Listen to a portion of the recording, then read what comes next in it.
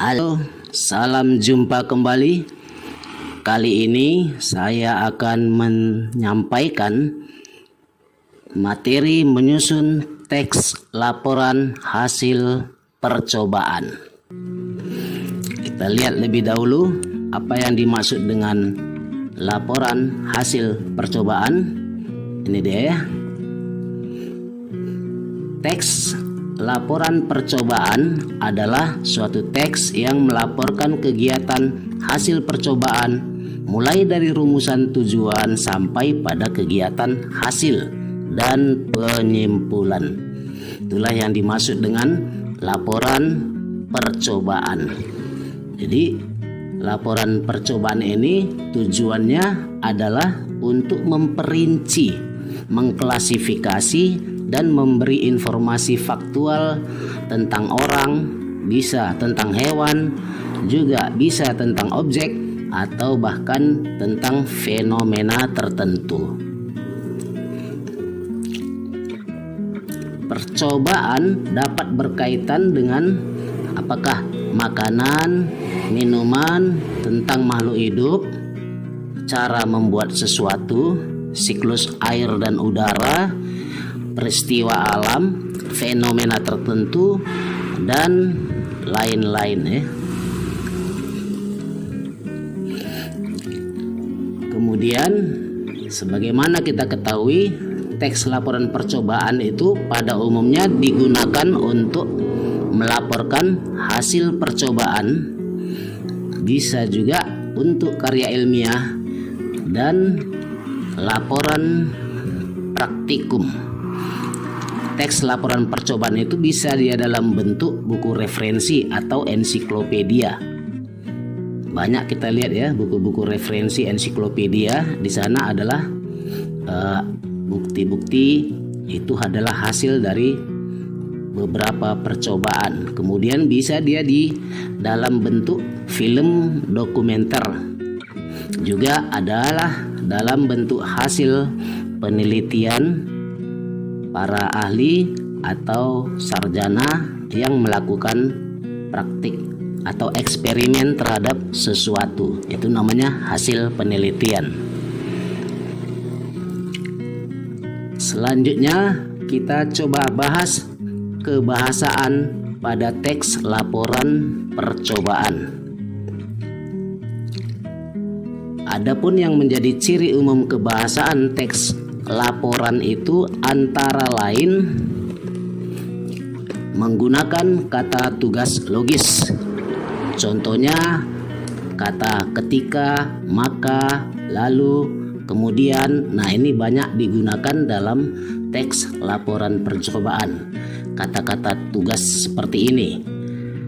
Kemudian juga ciri yang lain menggunakan kata kerja aktif.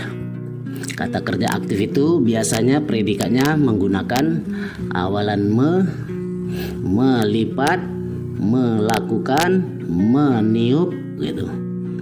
Beda ya, kebalikannya adalah kata kerja pasif. Dia mendapat awalan di pada predikatnya. Itu contohnya. Ciri umum yang lain menggunakan kata atau frasa benda. Misalnya setrika, lem, kain perca, air gula. Kemudian menggunakan istilah teknis atau istilah di bidang ilmu yang bersangkutan. Misalnya silem, ini di bidang IPA. Quantex, ini bisa di bidang tekstil pewarnaan. Lensa, ini bisa di bidang fisika ya. Merica, ini bisa di bidang IPA, bisa juga di bidang aneka makanan. Ini banyak sering digunakan dalam teks laporan sebagai ciri kebahasaan. Kemudian ciri umum kebahasaan teks laporan yang lain adalah banyak menggunakan konjungsi. Misalnya konjungsi itu adalah kata penghubung, menggunakan kata jika, tetapi, dan, sebab, pada, dan lain-lain. Jadi di sana ada tanda titik, berarti masih ada beberapa kata yang lain yang termasuk ke dalam konjungsi. Kemudian menggunakan kata perincian.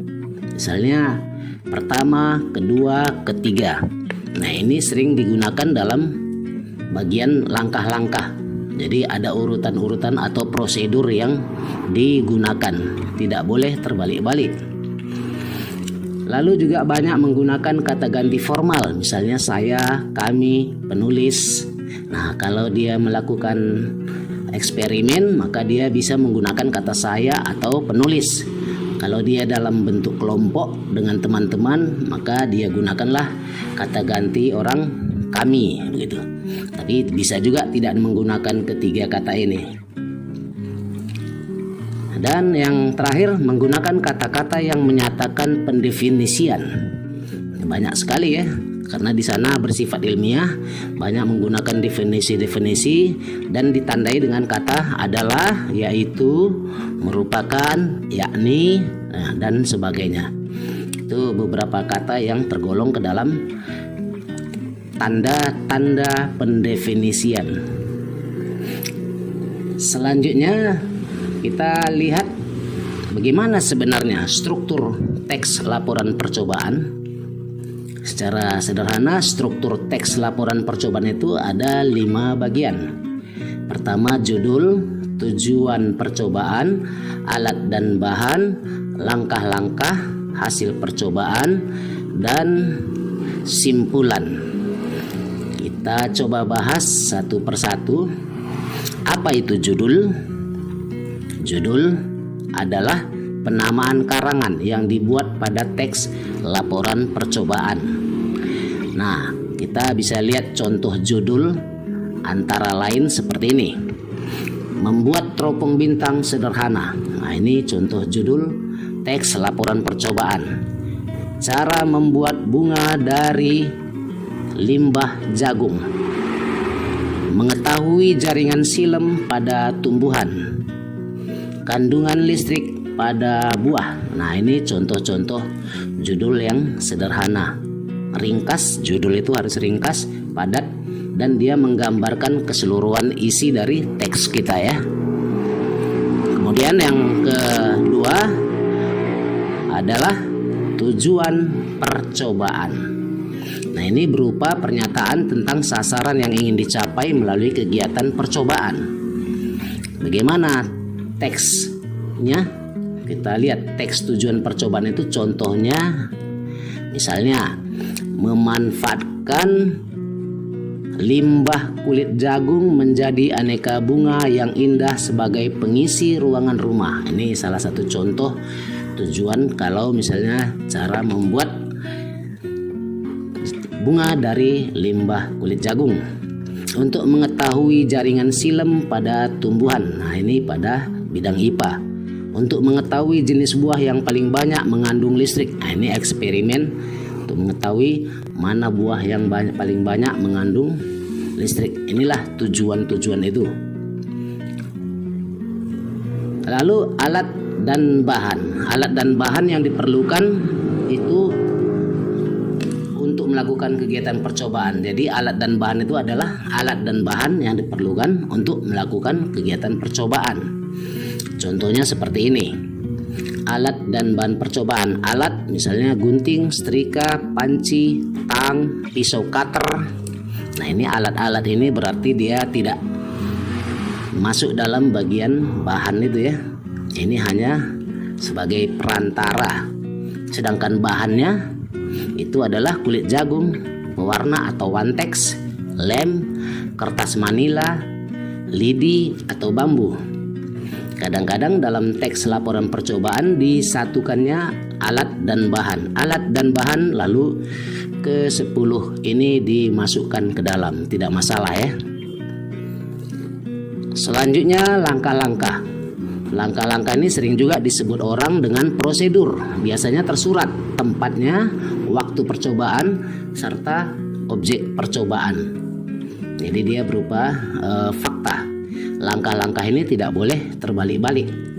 Dia harus sesuai dengan urutan-urutan yang sebenarnya. Ini contohnya, misalnya contoh langkah-langkah percobaan. Ya, pertama, kulit jagung dimasukkan ke panci dan beri pewarna merah untuk bunga dan pewarna hijau untuk daun.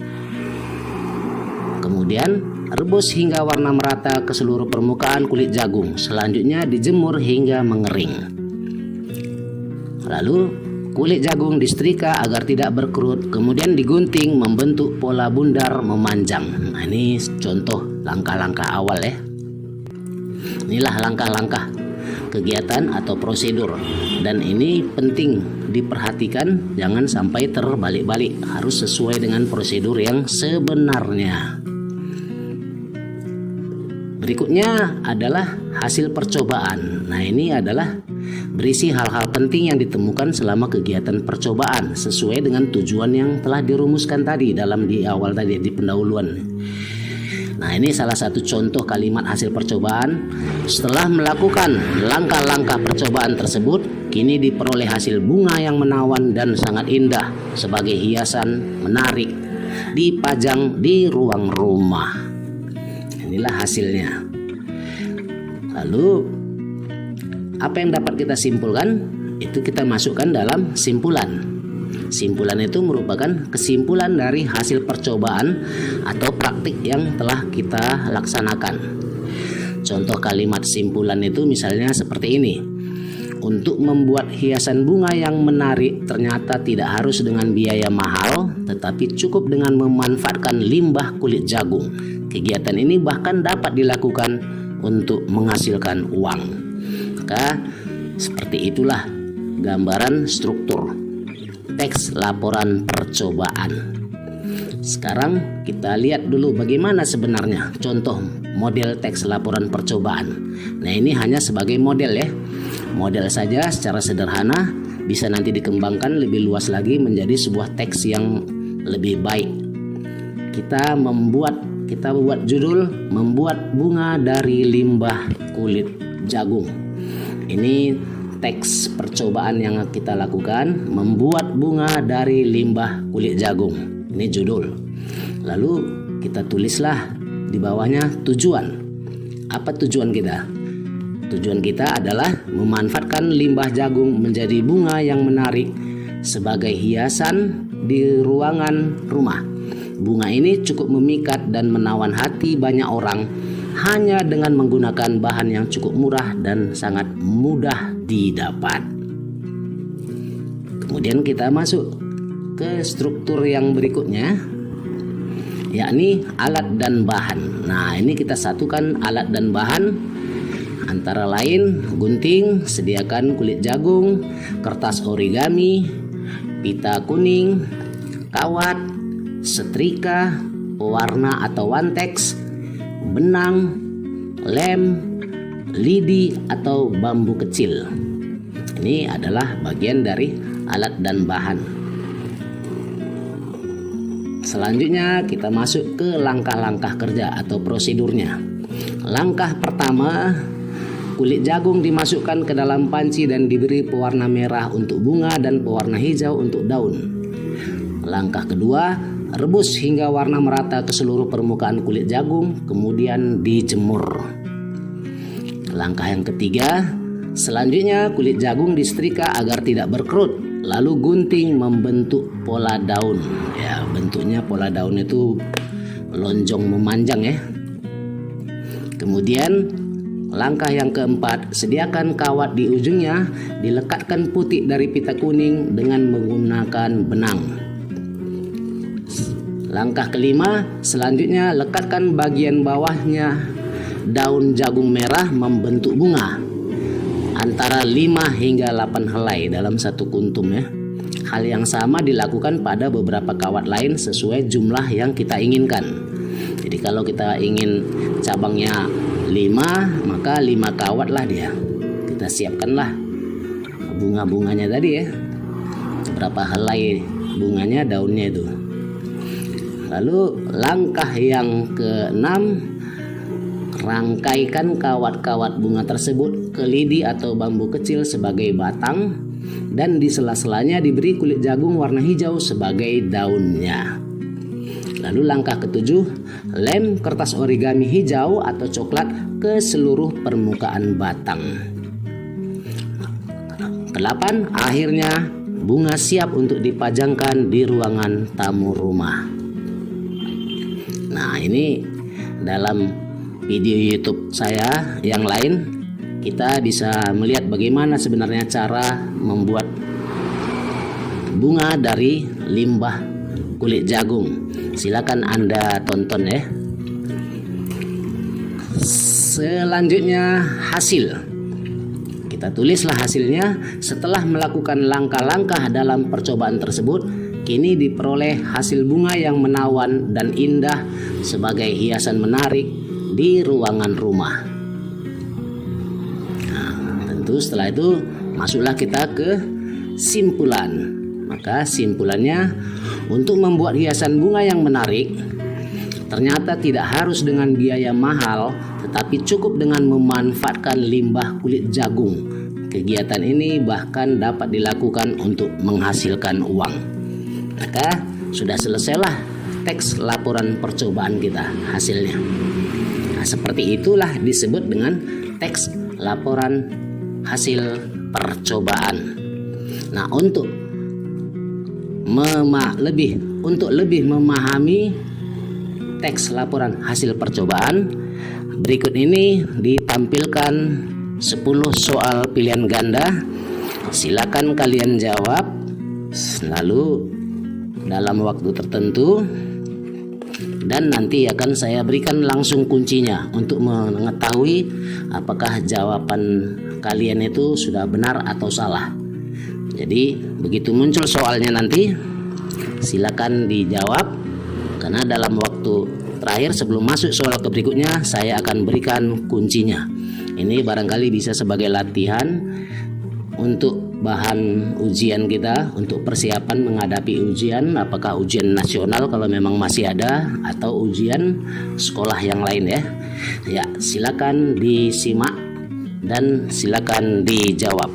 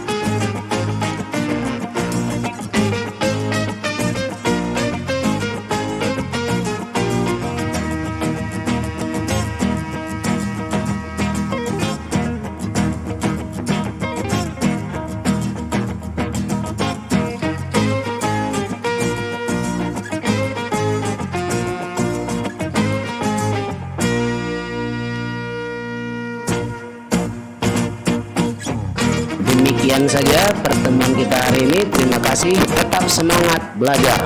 Dadah.